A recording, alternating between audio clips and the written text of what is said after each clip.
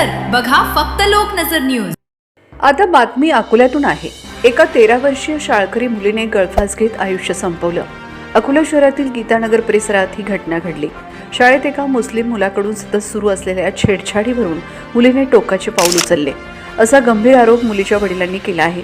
या प्रकरणात जुने शहर पोलीस ठाण्यात आकस्मिक मृत्यूची नोंद करण्यात आली, तर वडिलांच्या तक्रारीनंतर गुन्हा दाखल करण्याची प्रक्रिया करण्यात येईल, अशी माहिती पोलिसांनी दिली आहे।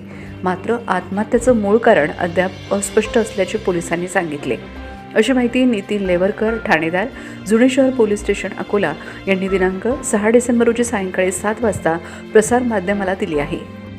काल 5 डिसेंबर रोजी एका खाजगी शाळेतील विद्यार्थिनीने शाळा सुटल्यानंतर घरी फाशी घेतल्याचा प्रकार माहीत होताच तात्काळ पोलीस घटनास्थळी गेले आणि त्या अनुषंगाने त्याची डेथ झाल्यामुळे पोलीस स्टेशनला एडी दाखल करण्यात आली आहे आणि त्याची चौकशी सुरू असून आज रोजी संबंधित मुलीच्या पालकांनी पोलिसांना तक्रार दिली की शाळेतील काही त्यांच्या शिक्षकांना तसेच संबंधित जो मुलगा होता त्या पालकांना सुद्धा संबंधित घटनेची माहिती देऊनही त्यावर काही कारवाई न झाल्याने मुलीने आत्महत्या केली अशी तक्रार पालकांनी दिल्यामुळे आज रोजी पोलीस जुने शहर येथे गुन्हा दाखल करण्यात आलेला आहे।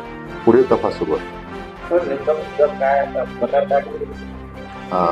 मुलीच्या सांगण्यानुसार त्यांना मुलीला बोलण्याचा आणि काहीतरी छेडखानी करण्याचा प्रकार होत होता असं मुलीच्या पालकांनी सांगितलं आहे।